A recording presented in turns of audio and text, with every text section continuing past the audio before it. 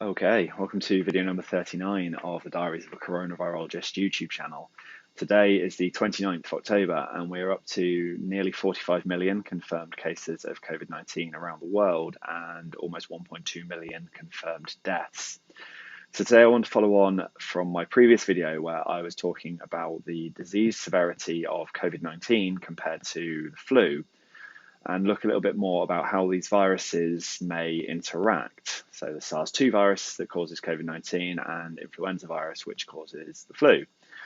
So in the Northern Hemisphere, we are now just starting to enter into our flu season. So flu is a seasonal virus. It causes disease typically in the winter months, starting around about October time and transmitting into the early part of the next year, sort of stopping around early spring. So we're about to enter a period where we're going to be dealing with our annual flu spread, flu transmission in the Northern Hemisphere, while also simultaneously dealing with the COVID-19 pandemic. So we're going to have two viruses spreading that cause very similar disease, respiratory symptoms, slightly different disease severity, see the last video. And we're going to have to deal with both of them. Hospitals are going to be dealing with both. And this is something that some people are referring to as the twindemic. So the epidemics of influenza and the pandemic of COVID-19.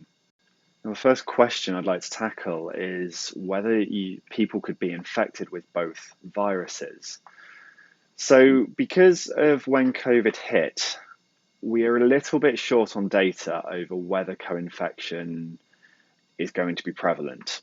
So COVID was first identified, or SARS-2 was first identified in January 2020 and started ramping up its spread on a delay. So if you look at the graphs, it goes slow, slow, slow, slow, slow, and then starts going up as it starts to amplify. Obviously, as SARS-2 spread was going up, influenza spread was coming down in the Northern Hemisphere. I will keep stressing the Northern Hemisphere because I'm going to talk about the Southern Hemisphere a little bit later in the video. But because the influenza cases were going down when SARS-2 was going up, it's hard to have good data sets for whether people can be co-infected with both viruses and simultaneously have the flu and COVID-19. However, there are case reports of people being infected with both viruses, and these seem to suggest that this causes more severe disease in those people. So it doesn't look like it's impossible to be infected with both. However, those are case reports on a limited number of people, and case reports are typically going to focus on rare and interesting things because they want to highlight the fact that this has happened. Look, we have a COVID flu patient, but there haven't been any major studies because it's been hard to do. As I'm saying, flu was going down as COVID was going up, so we don't have large data sets. One study I would like to highlight that looked at this in slightly large populations, though, came from Public Health England, and it's currently up on medRxiv. It was put there about a month ago. I haven't seen it in any peer-reviewed journals yet. As usual, I'll put a link to it down in the description if you want to go and look at the original paper. This study was set in England. It looked at people who tested positive for SARS-2 and tested positive for influenza and whether there was any co-positives, so people who were co-infected, in a period between the 20th of January and the 25th of April. They found about 4,400 people were positive for SARS-2, about 1,000 were positive for influenza, and 58 were positive for both viruses. So once again, co-infections seem to occur, but seemed to be at a lower rate. However, remember that influenza spread was declining while the COVID spread was going up. What they found that was interesting, though, is that SARS-2 positivity was 58% lower in the people who tested positive for influenza than the wider population. So that suggested to them that potentially there is something called that they refer to as pathogenic competition. So an idea that being infected with influenza might protect you from being infected by SARS-2. Now, this kind of potentially makes sense. When you get infected with a virus, you mount a non-specific immune response to it. So that's when you get the fever and those kind of generalized symptoms. That's your inflammatory response, your innate immune response triggering, which just fights off anything it can. It's not specific to a certain virus. The memory response, the protective immune response, which one will elicit with vaccines, or the one that protects you from reinfection with viruses, that is specific. But this non-specific response that you generate to one virus could potentially protect you from another virus. So this idea of pathogenic competition, not completely outside the realms of possibility. However, there were these 58 people who were co-infected with both viruses. And what they found in that population was that there was 2 times higher rate of death. So they kind of have this weird conclusion where there seems to be 58% lower SARS-2 positivity in influenza people, but in the people who have both viruses, there is 2 times likelihood of dying. So what this sort of leads to is the suggestion that from the limited data set we have, co-infection is possible, and it may be more severe than being infected by one of the viruses alone.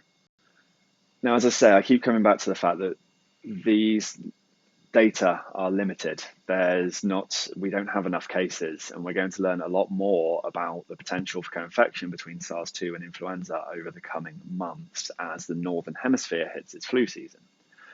However, as I said earlier, we also have the Southern Hemisphere. So the Southern Hemisphere has just come out of its winter and therefore has just had its flu season.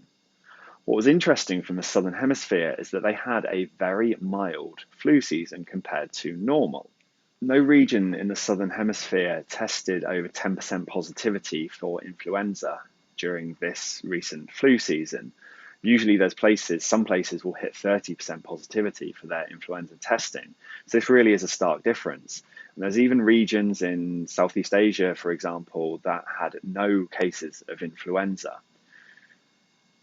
Now, this could be because of the SARS-2 pandemic. Right now, everyone is hyper aware and most people are being very vigilant about respiratory pathogens. People are being diligent about hand sanitizer use, about washing their hands, about wearing masks, about physical and social distancing. So that's going to impact influenza just as much as it impacts SARS-2. So possibly because of all the restrictions and all the things we're trying to do to limit the spread of SARS-2 and COVID-19, we may actually have a more mild flu season, which would be great. However, the alternative for why the Southern Hemisphere had such a seemingly mild flu season could just be that so much emphasis was being put on SARS-2 as well. It's hard to really know. For instance, most hospitals are going to be focusing on SARS-2. If someone tests negative for SARS-2, they might just get rid of them, tell them to go home and rest and recover, and you're going to be okay, it's not SARS-2. They may not bother to test that person for influenza. So it might not be that flu wasn't spreading as rampantly as normal. It might just be that the emphasis was being put on SARS-2, keeping hospitals as empty as possible because of all the influx of SARS-2 patients. So right now it's hard to know. Potentially everything we're doing to limit the spread of SARS-2 might limit the spread of influenza. The data in the Southern Hemisphere possibly suggests that, but it could also be a case that everyone was focusing on SARS-2. And the final thing to consider when thinking about what happened in the Southern Hemisphere and trying to predict what may happen in the Northern Hemisphere's flu season is that about 90% of the world's population live in the Northern Hemisphere. So we are, again, working with a very limited data set from which to try and understand how SARS-2 and influenza may interact, whether the things we're doing to try and limit the spread of SARS-2 may impact flu, and whether people can be co-infected. So at this stage, there is evidence that people can be co-infected with SARS-2 and influenza and develop COVID-19 and flu. Now that is important to know, and it's important to test for that because treatment for the 2 viruses, even though they cause very similar diseases, might be impacted.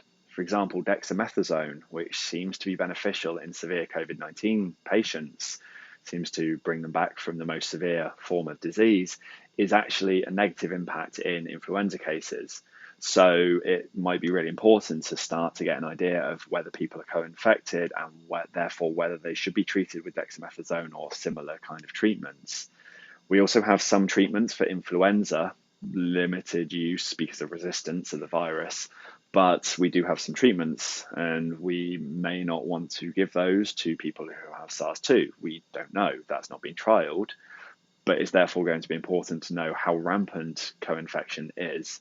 As I say, it's hard to know now how rampant that will be, but we'll know a lot more in about 6 months' time, that's for sure.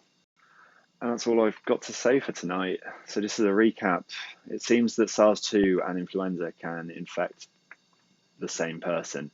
It looks like people can develop COVID-19 and influenza.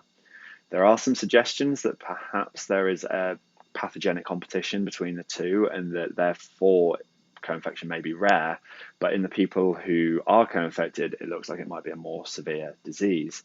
However, right now it's too early to know how common co-infection will be because we just don't have a large enough data set to really make any firm conclusions. Importantly, we do have a vaccine against influenza. It isn't always 100% effective at blocking infection, but it does limit the severity of disease. And this year, more so than any other, it's really important to go and get your flu shots. I'm getting mine on Saturday. And I get it, there's people who are anti-vax and who are not going to get it. I'm not going to change your mind about that. I'm not trying to. I'm just saying, for anyone who's on the fence or anyone who is thinking about whether or not to get the flu shot, this year it could be very, very important to get it, because we are going to be dealing with both of these viruses at the same time. Hospitals are going to have potentially twice the number of patients. It's not something that's going to suddenly disappear. We are not rounding the corner on dealing with COVID-19. Both of these are going to be here this winter. And on that cheery note, that's where I'll end the video. As always, thank you for watching. If you found the video useful and informative, please drop a like for the YouTube metrics. Feel free to leave questions and comments below, and I'll do my best to get to them either in the comment section or I'll bring them into future videos. If you're new around here, please feel free to subscribe and share with other people who may find this useful. As always, please stay safe, wash your hands, wear a mask, and keep calm and carry on. We will get through this pandemic.